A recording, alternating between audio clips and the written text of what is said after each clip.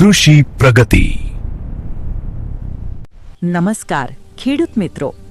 કાળઝાળ ગરમી અને લૂની સીધી અસર પાકના ઉત્પાદન, ફૂલ ફળના વિકાસ અને છોડના સ્વાસ્થ્ય પર પડે છે. આ વિડીયોમાં આવા સમયે શું કરવું જોઈએ તેની માહિતી જોઈએ. સૌપ્રથમ જોઈએ પિયત અને જળ વ્યવસ્થાપન, જેમાં ઉનાળામાં પાકને હંમેશા વહેલી સવારે અથવા મોડી સાંજે જ પાણી આપવું. શક્ય હોય ત્યાં સુધી ડ્રીપ એટલે કે ટપક કે મિની સ્પ્રિંકલર સિંચાઈનો ઉપયોગ કરવો, જેથી જમીનમાં સતત અને માફકસરનો ભેજ જળવાઈ રહે અને પાણીનો બગાડ અટકે. પાકને ભારે પિયત આપવાને બદલે ઓછા અંતરે હળવા પિયત આપવા. જમીનમાં સતત ભેજ જળવાઈ રહે તે માટે બે પિયત વચ્ચેનો સમયગાળો ઘટાડી હળવું પિયત આપતા રહેવું. હવે જોઈએ જમીનના ભેજનું સંરક્ષણ, જેમાં બે છોડ કે ચાસ વચ્ચેની ખુલ્લી જમીન પર પાક અવશેષો, સૂકું ઘાસ, શેરડીના સૂકાયેલા પાન કે પરાળનું આવરણ કરવું. આનાથી સૂર્યનો સીધો તાપ જમીન પર પડતો અટકશે, જમીનનું તાપમાન અને ભેજ જળવાઈ રહેશે.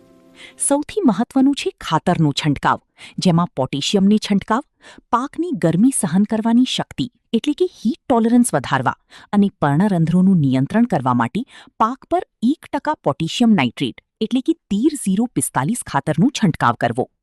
પાન અને ફળની સીધા તડકાથી દાઝતા એટલે કે સનબર્ન અટકાવવા કિયુલિન ક્લે પાવડર અથવા સિલિકોન આધારિત દવાનો છંટકાવ કરી શકાય, જે પ્રકાશને પરાવર્તિત કરે છે. દરિયાઈ શિવાળનો અર્ક, જે વનસ્પતિના વિકાસ તેમજ અજૈવિક અને જૈવિક પરિબળો સામે રોગપ્રતિકારક ક્ષમતામાં વધારો કરે છે. દરિયાઈ શિવાળના અર્ક પ્રવાહી સ્વરૂપે હોય છે, જેની મંદ કરી છોડ પર છંટકાવ કરી શકાય છે. ખેતરની ફરતી શીઢા પર વૃક્ષોનું વાવેતર કરવું. આ ઝાડ ગરમ લૂની સીધી પાક પર આવતી રોકે છે અને ઢાલનું કામ કરે છે. પવન અવરોધક વાડ તરીકે ખતીરના ચારે બાજુ શેવરી, શરૂ કે સુબાબુલની વાડ કરવી. રૂવાળિયું એટલે કે નર્સરી હોય કે વેલાવાળા શાકભાજી હોય તો તેની ઉપર ગ્રીન શીટ નેટ બાંધીને સીધા તાપથી રક્ષણ આપવું.